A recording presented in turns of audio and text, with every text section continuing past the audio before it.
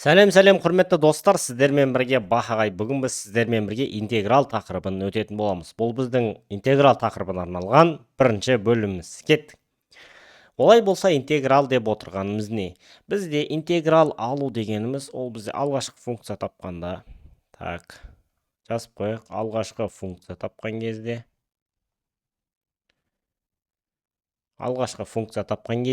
Керек болады. Алғашқы функцияны тап десе, немесе интеграл десе, анықталмаған интеграл десе, біз нені жасайтын боламыз? Бізде туынды деген өтіп едік қой. Туынды деген тақырып болды бізде. Осы туындыны кері қайтаратын амал, яғни мынаны кері қайтаратын амал, бізде минусқа керісінше амал ол. Плюс қой, бөлуге, көбейту деген сияқты туынды алуға бізде интеграл қарсы жұмыс жасайды. Яғни бұны қайтарады. Көрсеткіштік функциямен логарифм сияқты ғой. Так, бізге айтады енді берілген функцияның алғашқы функциясын табыңыз дейді. Бізде туынды алатын кезде біз не жасайтын едік? Мысалы менде туындыда x квадраттың туындысын ал десе 2-ні алдына түсіріп, x-тің бір дәрежесін қалдыратын, яғни дәрежеден бірді азайтамыз. Ал дәрежеде тұрған 2-ні алдына түсіргенде көбейту қойып түсіреміз. Немесе мынандай болатын еді, x куб дейтін болсақ, бұның туындысын алатын болсам 3x квадрат, яғни дәрежедегі 3-ті алдына көбейту қойып түсіреміз, және де дәрежедегі тұрған 3-тен 1-ді азайтып қайтадан жазатын еді. Мына жерде керісінше дейді. Біз ең бірінші мына формулаға мән берейік. Яғни x-тің n дәрежесі болса, оның дәрежесіне 1-ді қосасың және де бөлесің дейді. Түсінікті, иә? Туындыда біз не істедік? Алдына көбейту қылдық, біреуді азайттық қой. Ал мына жерде көбейтеміз, бөлеміз. Мысалы қарап көрейік, мына жерде тұрған x кубтың маған алғашқы функциясын тап десе, мен ондан интеграл алатын болам. Бұдан интеграл алатын болсам, менде не шығады? Мына тұрған формула бойынша айтады, n дәреженің орнында бізде 3 тұр ғой. Маған не дейді? Мынаған 1-ді қос дейді. Және де тура сол санға бөліп таста дейді. Яғни біз бағана туындыда не істедік? Көбейттік, және де 1-ді азайттық, мынада 1-ді қосам, және де бөлеміз. Сонда бұл менде x-тің 4 дәрежесі бөлінген 4 болады екен. Тағы да, мына жерде тұрған енді мынадан бөлек алайықшы, минус 3x квадрат дейді. Бұдан бөлек алатын болсам не болады алғашқы функцияны? Минус өзі тұра берсін, минус 3 өзі тұра берсін. Енді кеттік, x-қа көшейік. x-тің 2 дәрежесіне 1 қосамын 3 болады, тура соған бөліп тастаймын. Сонда мына екеуі қысқарады да, менде минус x куб болады. Так, келесі, мына жерде тұрған, так, бөлек алайын, интеграл алайын, но интегралдың белгісі s сияқты тұрған, бұл менде 7x болып тұр плюс, иә? Бұдан менде алатын болсам интегралды 7 тұрады. Мынау x-тің 1 дәрежесіне 1-ді қосам квадрат болады, және де осы 2-ге бөліп тастаймын.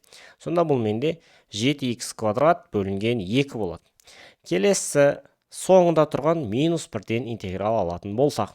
Бізде айтады, кез келген санның, мына жерде 1 тұрсын, немесе 7 тұрсын, 10 тұрсын, интегралын алатын болсақ, жанына x қоя салады екенмін. Мысалы, мына жерде минус 1 тұрма, демек минус x болады. Түсінікті ғой, Сонда барлығынан общий менде интеграл алсам, менің жауабым қандай болады екен? x-тің 4 дәрежесі бөлінген 4, минус x куб, содан кейін плюс 7 бөлінген 2 x-тің квадраты, минус x плюс с. Мынау с деп отырғаным қандай да бір тұрақты. Бұл алғашқы функция алған кезде, немесе интеграл алған кезде, міндетті түрде жазылуы қажет. Сонда менің соңғы жауабым осы болады екен. Так, бұл менде қай жауап нұсқасына келеді? Минус x куб плюс минус x плюс с. Бұл жауап нұсқасына сәйкес келіп тұр екен. Сонда біздің түсінігіміз бойынша біз екі формуланы өттік. Қандай да бір, так, басқа түспен жазайық, қандай да бір бос мүше тұратын болса, яғни әрі бір жоқ қасында 7-ден интеграл алсам, ол менде 7x плюс с болады. Қандай да бір мынау с деп тұрған константаны ұмытпаймыз. Немесе мына жерде 10 тұрса да осылай 10x болып кетеді. Ал менде қандай да бір дәреже, мысалы 7 дәреже тұрса, оған 1-ді қосамыз 8, және де тура соған бөлеміз де плюс с болады екен. Бұл түсінікті деген ойдамын. Олай болса екінші есепке көшейік. Так, екінші есепте де дәл осы біз үйренген формулаларды қолданатын боламыз. Бірден алғашқы функциясын табуды бастайық. 5-ті жазып қоямын. Интеграл алу барысында 5-ті жазып қоямын. Так, интеграл аламыз. 5x квадрат минус 2x куб плюс 5-тен интеграл аламыз деп жазып қоямын. Так, интеграл бізде dx деп жазылады. Яғни мен мына жерде x деген айнымалы бар ма, x бойынша интеграл алып жатырмын дегенді білдіреді. Так, кеттік. 5x квадраттан 5-тің өзін жазып қоя, мына жақта x-қа бір дәреже қосам 3, соған бөліп тастаймын. Дұрыс па? Минус 2-нің өзін жазып қоям, x-қа 3 дәрежесіне 1 қосам 4, сол 4-ке бөліп тастаймын. Және де қосылған жай ғана сан тұрса, біз айттық жанына x қоса саламыз. Плюс с болады. Так, мынандай жауап нұсқасы бізде бар ма екен, тексеріп көрейік. Так, 5 бөлінген 3 x куб деген. А мен бұл жауаптарында бар, және де минус кеттік. Мына екеуін қысқартайық. Сонда 5 бөлінген 3 x куб, мына 2 мен 4-ті қысқартсам, минус x-тің 4 дәрежесі бөлінген 2 плюс 5x плюс с болады екен.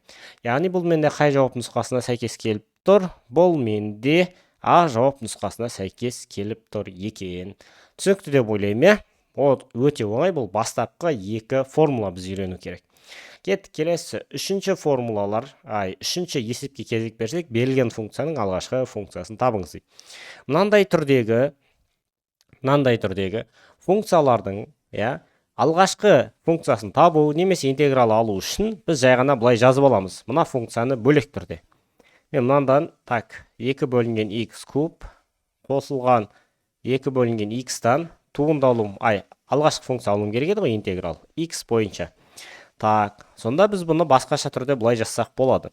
2 көбейтілген x-тің 1 бөлінген деп тұрған болса, бізде дәреженің қасиеті бар еді ғой. А-ның минус n дәрежесі ол 1 бөлінген А-ның n дәрежесі. Демек, минус деген ол төменге түсір жібереді. Бөліміне енді мен қайттан алымына көтерсем, оны минус 3 дәреже деп жазсам болады екен. Қосылған, мына жерде 2 бөлінген x деп жазып қояйық. Әзірге бұл не үшін қалатын қазір түсіндіреміз. Осыдан интеграл аламыз x бойынша. Осыдан интеграл аламыз x бойынша. Сонда тең болады 2 көбейтілген x-тің минус 2 дәрежесі. Неге? Себебі біз айтатын едік қой, дәрежеге 1 қосам, минус 2-ке 1 қоссам, ол менде, минус 3-ке 1 қоссам, ол менде минус 2 болады. Дәл осы минус 2-ке бөліп тастаймын. Және де қосылған, енді бізде мынандай нәрсе бар еді. 2 бөлінген x-ті, қазір мен былай жазып алсам, 2 көбейтілген x-тің минус 1 дәрежесі. Енді осыдан қазір интеграл алам деп, 2 көбейтілген x-тің 0 дәрежесі бөлінген 0 деп жаза алам ба? Жоқ, әрине жаза алмаймын, себебі санды 0-ге бөлуге болмайды. Сол үшін бізде мынандай бір исключение бар. 1 бөлінген деп, мына жерде x-тің 1 ғана дәрежесі болса, бұл бізде таныс еді ғой. Бұл ln x болады. Себебі біз айттық, интеграл ол туындыға қарсы. Қазір мен ln x-тан туынды алатын болсам, ол менде 1 бөлінген x-ті береді. Және керісінше 1 бөлінген x-тан интеграл алсам, ол менде ln x-ті береді екен. Так, кеттік. Енді мына жерге мен 2 көбейтілген 1 бөлінген x-ті не деп аламын? Алғаш функциясын ln x деп алады екен, плюс с. Болды, енді осыны есептеу ғана қалды. Так, тең болады, мұна екілерді қысқартып жіберейін, сонда минус 1 бөлінген x квадрат болады. Анау минус дәреже бөліміне түсіріп жібереді x-ті. Қосылған 2 көбейтілген ln x плюс с. Так, бұндай ответ бізде, яғни бұндай жауап нұсқасы қай жерде тұр екен? Минус 1 бөлінген x квадраттап b мен с басталып тұр, және қосылған 2 ln x дегеніміз, ол бізде с жауабына сәйкес келіп тұр екен. Енді бұндай біздегі берілген, жауабымыздың дұрыс немесе қате екенін қалай тексерсек болады? Біз айттық, туынды алған нәрседен интеграл алсам, ол бастапқы орнына келуі қажет.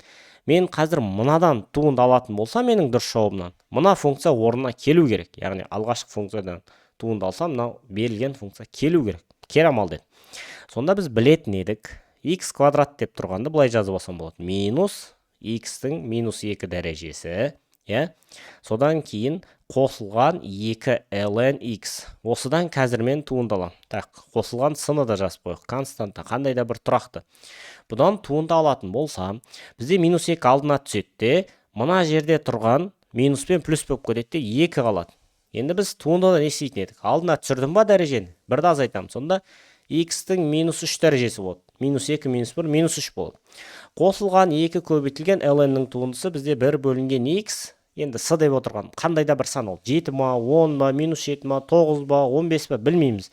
Кез келген сан туындысын ойлайды, оны жазбаймыз. Сонда бұл менде 2 бөлінген x-тің кубы қосылған 2 бөлінген x деген функция шықты. Бастап функциямен бірдей ме? Әрине. Демек, менің жауабым дұрыс деген сөз.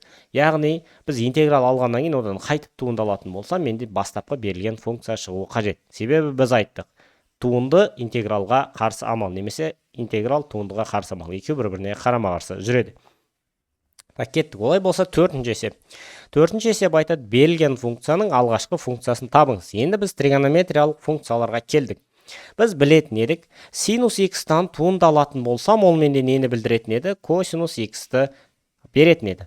Енді мына жерде керісінше мен косинус x-тан мынаған қайтып бару үшін косинус x-тан интеграл алатын болсам x бойынша, ол менде синус x-ті береді екен.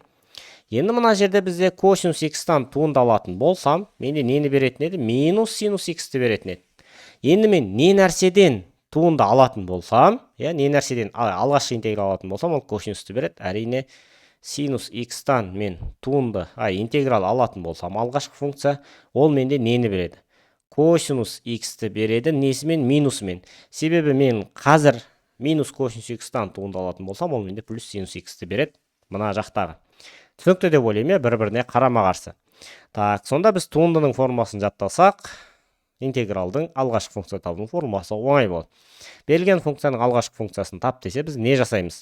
Мына жерде алғашқы функция табу керек. 2 косинус x минус 3 синус x. Осының алғашқы функциясы x бойынша. Так, бұл тең болады. 2 көбейтілген косинус x-тің алғашқы функциясы қандай? Міне берілген, ол менде синус x. Яғни, мен қазір синус x-тан туындыны алсам, ол менде косинус x-ті қайтадан беру керек. Сосын азайтылған 3 көбейтілген, енді синус x-тің алғашқы функциясы қандай? Ол менде минус косинус x. Минус косинус x. Тең болады, сонда, плюссыны міндетті түрде ұмытпай жазуымыз керек. Сонда бұл менде неге тең болады? 2 синус x қосылған 3 косинус x қосылған с. Демек, бұл менде қай жауап нұсқасына сәйкес келеді? Кеттік, ортасында плюсы бар осылар. А жауап нұсқасына сәйкес келеді екен. Енді біз жауаптың дұрыстығын тексеру үшін біз айтқан едік, мына жердегі функциядан қазір туындалам. Туындалатын болсам, менде мына тұрған функциядан, туындалатын болсам, 2 синус x-тің туындысы біз білеміз, міне айтып қойдық, косинус x. Косинус x. Так, мына жақта туындалап алайын, Так, мына жақта біз білетін едік. Егер мен косинустан туынды азайтып алатын болсам, ол менде минус синус x. Сонда мына ортасы минус 3 синус x болып кетеді екен. Ал сының туындысы 0-ге тең, себебі бұл қандай да бір тұрақты сан деді. 2 косинус x минус 3 синус x шықты ма? Әрине шықты. Демек, менің жауабым дұрыс екен. Жауапты осылай тексерсек болады. Келесі 5-ші есеп. Бізде енді тағы да біз танысу керек. Формулалар пайда болды. Берілген функцияның алғашқы функциясын табыңыз. Кеттік. Мына жерде e-нің x дәрежесі деген жоқты. Бізде e-нің x дәрежесі не еді? Оның туындысы менде өз еді. e-нің x дәрежесі ешқандай өзгеріске ұшырамайтын еді. Дәл сол сияқты, егер мен қайтадан мынадан интеграл алатын болсам, x бойынша ол менде оның өзін береді. Жай ғана қасында плюс с болады. Яғни қандай да бір тұрақты болады.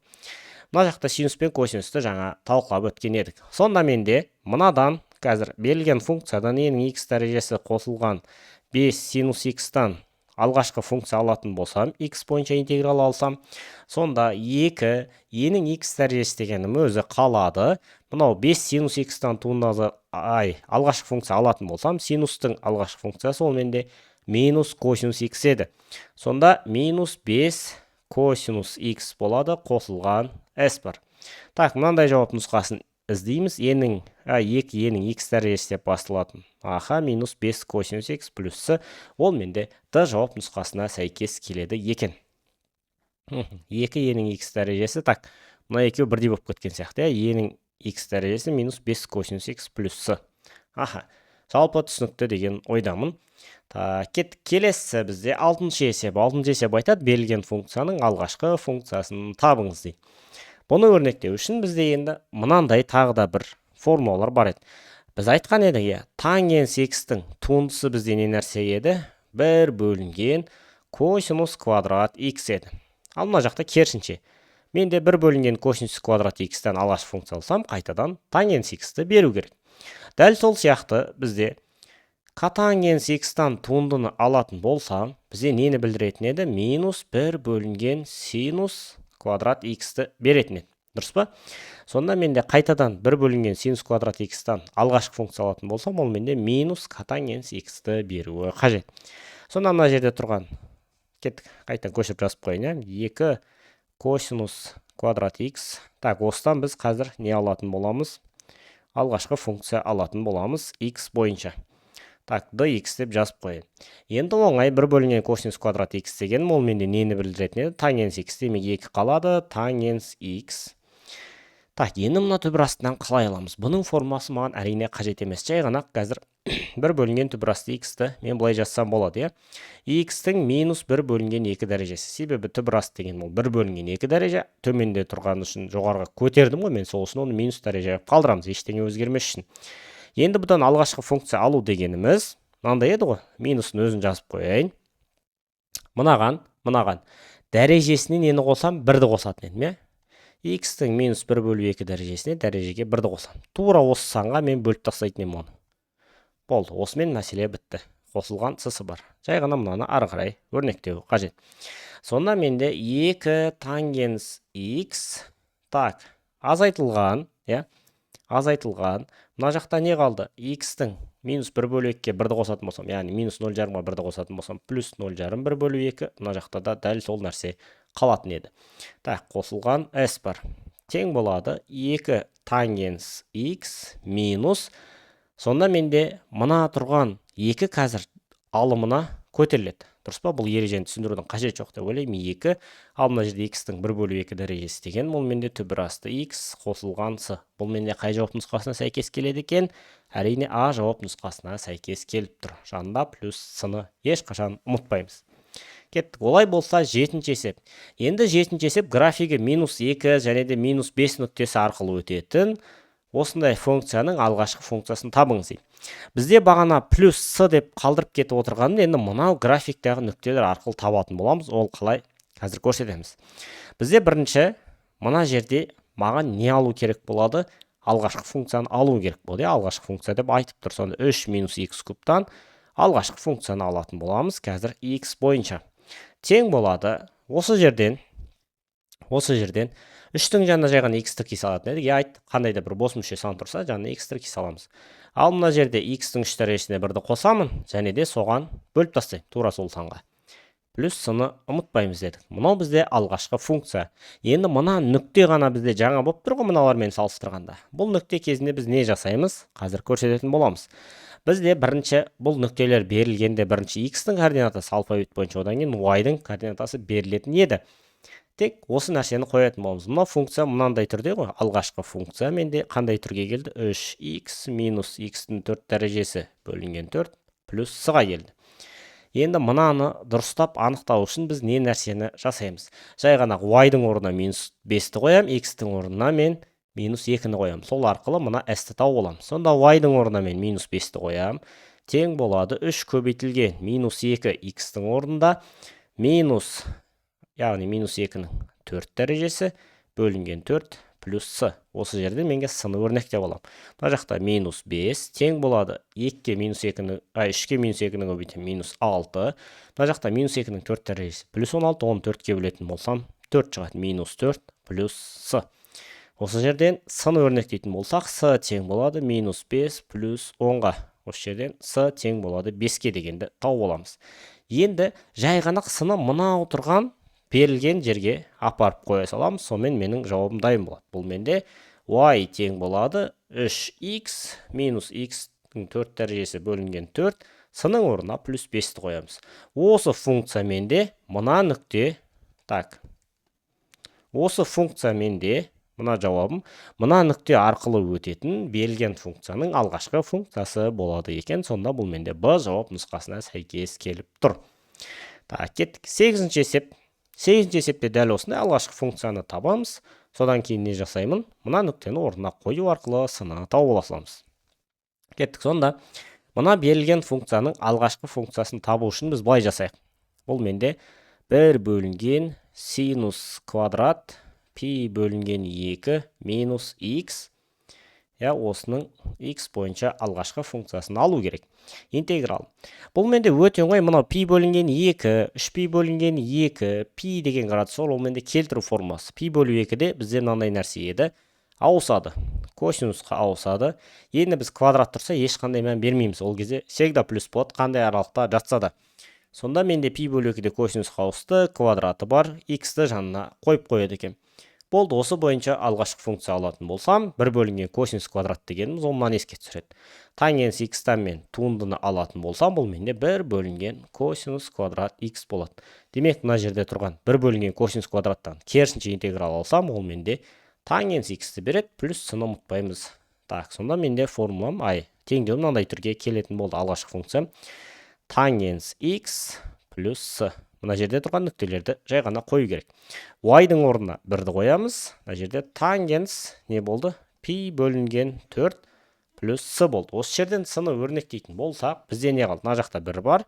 Мына жақта тангенс пи бөлінген 4, яғни 45 градусы 1-ге тең, плюс с-ға. Осы жерден с тең болады 0-ге. Так, с 0-ге тең болатын болса, жай ғана мына жерге 0-ды қоятын боламыз. Сонда менің функциям тангенс x деген жай ғана алғашқы функция қалды. Қасында ешқандай с жоқ. Себебі бұл 0-ге тең, бұл менде с жауап нұсқасына сәйкес келіп тұр. Кетті. Олай болса 9-шы есеп. Так, 9-шы есепте менде енді күрделі функция берілген екен. Мысалы, бізде туындыда мынандай нәрсе бар еді ғой. Мысалы, 7x минус 4-тен, осының 9 дәрежесі болса, осыдан менде туынды алып бер десе, осыдан туынды ал десе, мен бүйтетін едім ғой. Так, мынау дәрежелік деймін, 9-ды алдына түсіремін. Сөйтіп 7x минус 4-тің қанша? 8 дәрежесі қалады, бірді азайтам. Еще ішінен туынды алуға мүмкін болатын болса, одан да 7x минус 4-тен туынды алу оны 7 екенін біліп көбейтетін едім. Сонда бұл менде 9 жерде жетім 63, 7x минус 4-тің 8 дәрежесі еді. Мына жерде де функцияның ішінде функция тұрса, бұның түрі өзгереді. Жай ғана мынаның ішіндегіні қандай да бір т деп ала саламыз, т деп ала саламыз. Мысалы 6x минус 4-ті, минус 4-ті т деп ала салам. Сонда мен қазір ненің алғашқы функциясын табам? Әрине т-ның 4 дәрежесінің. Так, бұны табатын болсам, т бойынша тауып жатырмын ғой. Жай ғана т-ға не істеймін? Мен 1 дәреже қосамын, дәл соған бөліп тастаймын. Бұл менде әлі т болып тұр. Плюс с-сы бар. Енді т-ның орнына мынан алып кеп қайтадан қойым керек 6x минус 4-ті. Соны қоямыз қазір жауапқа. 6x минус 4-тің 5 дәрежесі бөлінген 5. Так, енді мына нәрсені мүлде ұмытпаймыз. Қазір мен мынадан туынды алам. Туынды алуға болады ғой. Туынды алсам, 6x минус 4-тен туынды алсам, менде тек 6 қалады. Осы күрделі функция болған кезде т-ға теңестірген нәрсемнен туындыны алып, соған бөліп жүремін. Ол 5-тің қасына көбейту болып келеді. Сонда 6x минус 4-тің 5 дәрежесі бөлінген 30 плюс с деген жауап менде шығуы қажет. Яғни күрделі функцияның туындысы, алғашқы интегралы осындай болады. Біз бүйтетін едік қой, мына жақта туындыда ішінен туындыны аламыз, оны көбейтеміз ғой. Ал мына жақта ішінен туындыны аламыз, соған бөліп тастаймыз. Сонда бұл менде 6x минус 4-тің 5 дәрежесі бөлінген 30 деген жауап шығады екен, жанына плюс с бар. Кеттік. Олай болса 10-шы есеп. Берілген функцияның алғашқы функциясын табыңыз дейді. Бұны табу үшін біз жаңағы ережені қолданамыз. Бірінші мынау тұрған 3x плюс 1-ді, бірінші мынанқын тауып алайықшы. Енің 3x плюс 1-ін тауып алайық. dx. Так, дәл жаңағындай мына 3x плюс 1-ді жай ғана т деп ала салайық басында. Так, енің т дәрежесі и т бойынша алам. Бұны алатын болсам, менде енің дәрежесі, біз айтатын едік, сол қалпында өзі қалады. Дұрыс па, оның туындысы да интегралда бірдей өзі қалады. Енің т дәрежесі. Так, енді плюсы бар. Бұны x-қа келтіру үшін біз айттық жаңа. Енің жазып қоямын, жаңа 3x плюс 1-ді жазып қоямын. Туындысын алуға болады ғой 3x плюс 1-ден? Әрине болады. 3x плюс 1-дің туындысы менде 3, соған бөліп жіберем. Туындыдағыдай көбейтпеймін, енді бөліп жіберем. Так, келесі мынаның алғашқы функциясын табайық. Бұл менде, так, косинус 3x плюс 1. Уже түсінікті деген ойдамын. Ешқандай қайталап жазудың қажеті жоқ. Бұл косинустың алғашқы функциясы қандай еді менде? Әрине синус 3x плюс 1 еді. Осы жерден 3x плюс 1-дің туындысын алып, осыған бөліп тастай салам. Ешқандай қиындығы жоқ. Дұрыс па? Так, сонда общий менде біріктіретін болсам, мына жауапты біріктіретін болсам, алғашқы функциясы бұл жерде y тең болады. Енің 3x плюс 1 дәрежесі бөлінген 3, минусы бар, синус 3x плюс 1-дің, және бөлем 3-ке плюс с-сы бар. Бұл менде қай жауап нұсқасына сәйкес келеді? Так, бұл менде с жауап нұсқасына сәйкес келеді екен. Жай ғана 1 бөлінген 3-ті, яғни 3-тен 1-ді жақшан сыртына шығарып жүрген, енің 3x плюс 1 дәрежесі минус синус 3x плюс 1 қосылған с тұр екен. Так, сонымен достар, бүгінгі біздің сабағымыз аяқталды. Пайдалы білім болсын.